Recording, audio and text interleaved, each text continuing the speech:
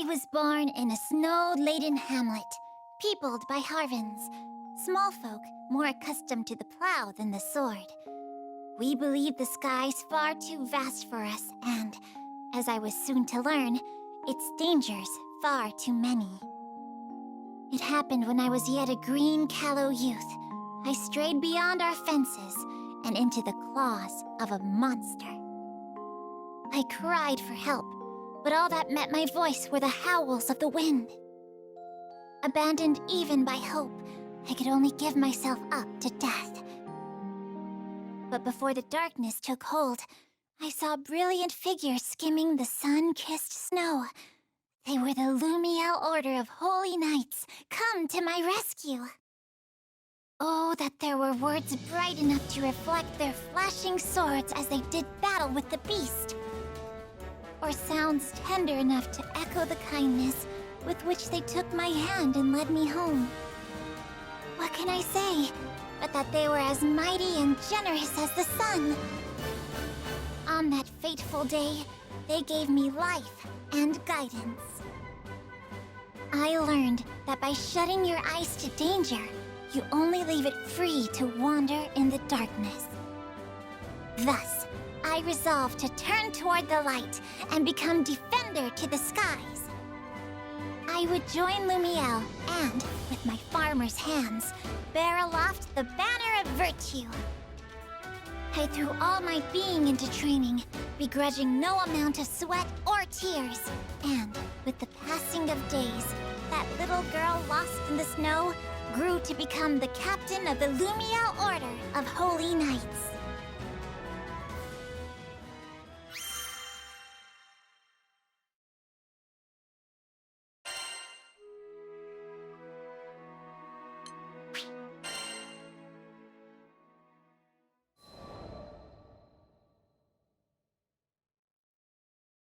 As captain of an Order of Knights, I was faced with a colossal problem.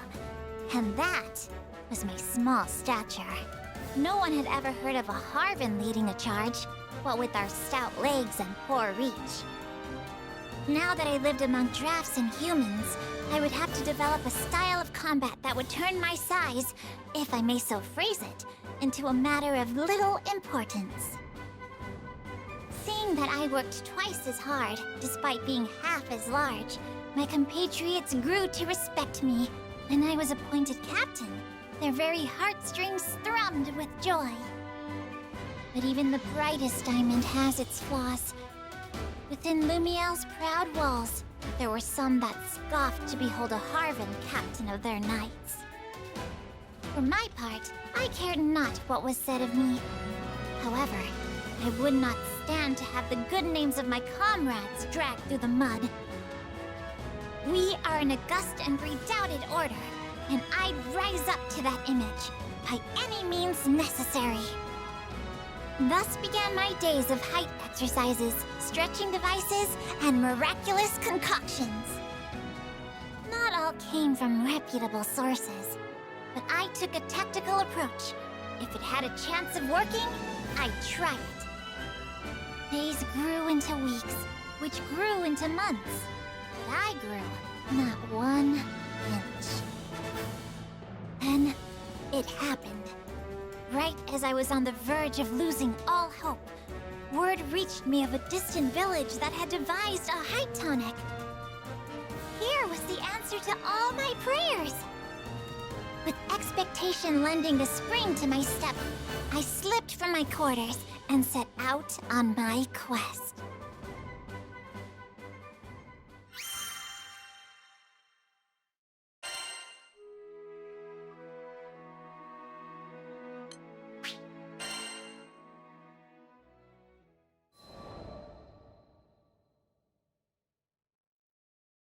I had to take a mountain pass to the village, which was, in a word, perilous.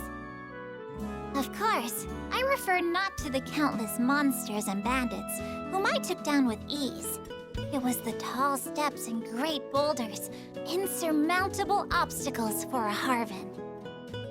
I was forced to return to the foothills where, through Lady Sierra Carte, I sent out a dispatch for help. That was how I met the captain and crew of the Grand Cipher. With their aid, I reached the village without further incident, only to have my dreams utterly crushed. It turned out that this magic tonic was merely your average growth stimulant, designed to help a budding youth blossom to a seemly height. It could do little for a woman like me, already in the prime of her life. Thus, all my best efforts were dashed to foam.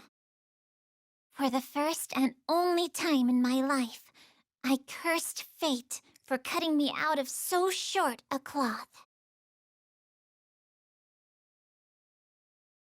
However, it was within the depths of despair that I would find new hope. The crew of the Grand Cipher was bound for Estalucia, which is said to be an island of miracles. Could not some power there give me what I seek? With newfound resolve, I was determined to accompany the captain to the end of the skies. Needless to say, it pained me to take leave of the Lumiel Order. I still remember the look of surprise on former Officer Bautorda's face when I told him of my resolution. But in the end, he expressed his admiration for me and my quest to become the very figure of virtue. Lady Bridget and Lady Cordelia also gave me their blessings. Oh, there are no words to express how grateful I am to my kind comrades. I dream of the day I can return to them with my head held high, and its crown measuring many feet taller, being, at long last, in both body and spirit, the captain they deserve. Such are my thoughts as I peer out over the railings of the Grand Cipher unto boundless, majestic skies.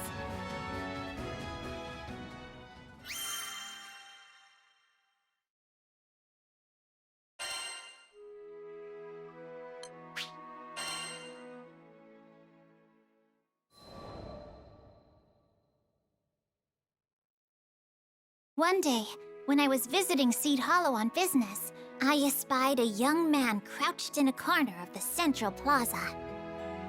There was no mistaking his mussed hair, a style rebellious youth call the Mohawk, and surly face. Here was Sir Soupstock, helmsman of the family Zothba. Is something the matter? The lad met my inquiry with a scowl. The hell are you looking at? Beat it, kid. Wait, hold on a sec. Ain't you a part of that crew?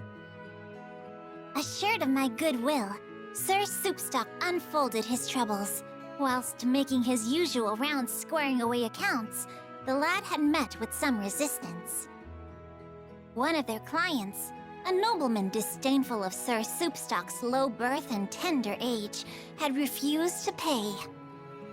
I'm an officer too, you know. Got my own grunts working under me, good people. But we're dealing with the real frilly-pants, blue-blooded noble here. Any attempt to rough him up, and it's straight to the slammer. 'Twas a treacherous path, Sir Soupstock added. A single misstep, and it was his reputation in the mud. Hearing this, my heart went out to him, for I knew what it was like to feel green and small, with judging eyes upon me. I offered him my aid. I appreciate the thought, but no offense. You look like a kid. If I bring you on my rounds, they're gonna change my name from Soupstock to Laughingstock. At that moment, a servant arrived, bearing a message from the nobleman in question. It read, "I've decided to pay. Meet me at the following location." This whole affair was starting to smell ranker than a goblin's breath. He could just as easily have sent money with the servant.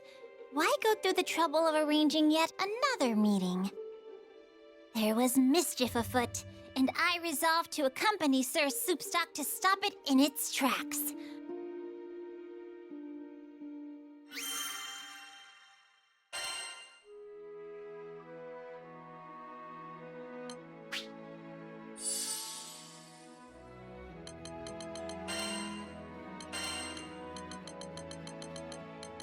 Your princess is ready for her escort. hour has come. I've got you covered. Looks like we're up.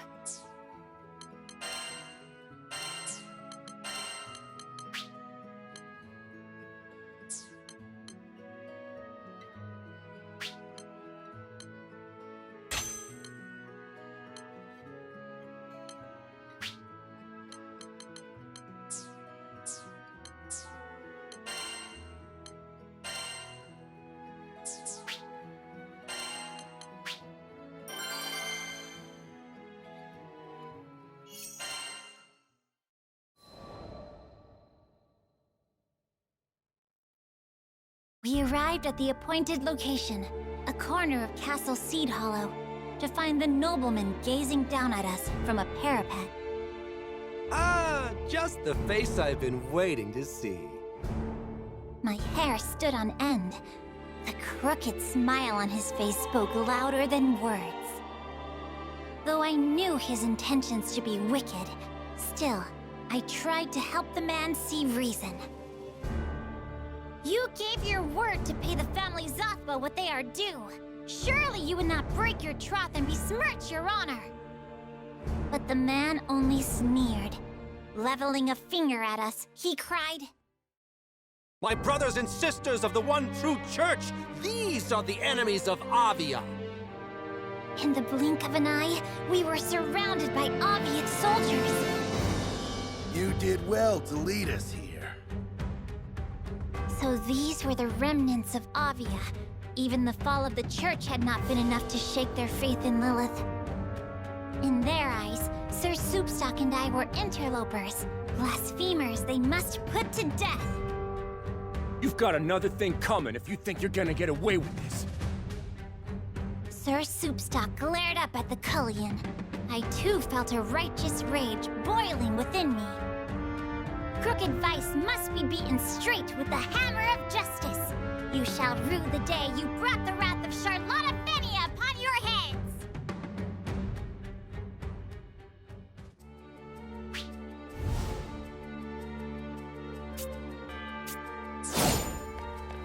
If you will not listen to our demands, I shall be forced to compel you to. Does anyone else hear a buzzing little flea? Go forth, my Kayuatar, and decimate them! Ready to face the music? Little present for you. Saving this one.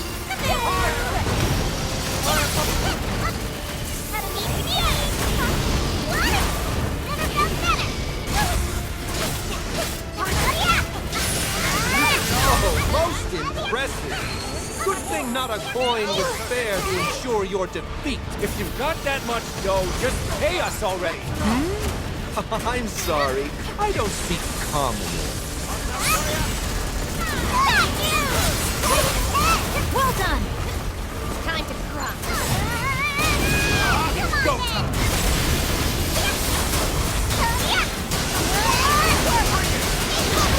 Got it in my sights.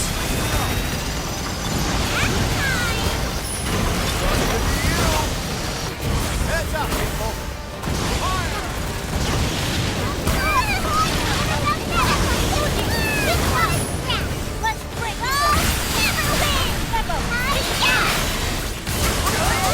What an attack! Much obliged.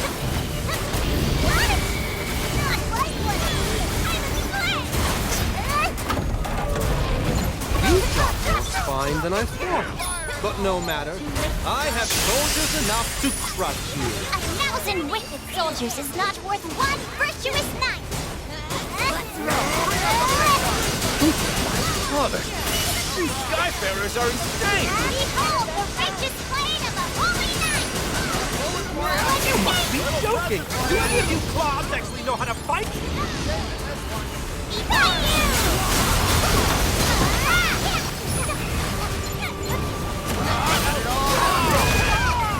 I command you! What? Don't want us to break your expensive toy? Silence! That one got me revved up. Ruddery Banza! It's go time! You're in my sights. Not bad. Go ashes to ashes, and dust to dust. Yeah. time! Yes! There it is. No, you don't!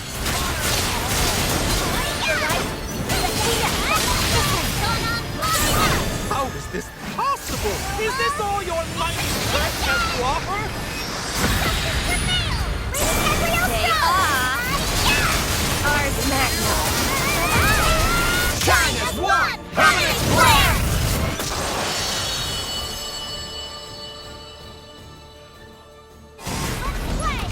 Nice! A nightmare! This has a nightmare!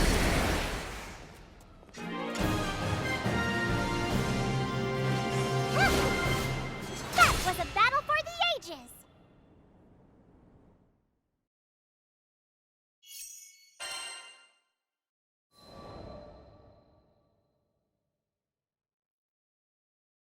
Sweet blazing broth. That crew of yours really is full of beasts. After making some courteous response to Sir Soupstock, I turned my attention to the nobleman. You must pay for what you bought. I thought even children knew that. And so, with many groans and grimaces, the varlet handed Sir Soupstock what he was owed. You sure got me out of a tight spot. Thanks. And sorry about all that crap I said about you looking like a kid. I assured him there were no hard feelings. Comforted, he continued. I shouldn't be saying this being in my line of business at all, but truth is I'm not much of a fighter. Would have been dead meat if it weren't for you. He confided in me that, when the Tayuitar appeared, he felt the blood of courage draining from his body. I too am not immune to fear, but as a pure and righteous knight of Lumiel, I have duty, honor, and purpose as my guiding lights. Hearing that, Sir Soupstock graced me, for the first time that day, with a shy smile.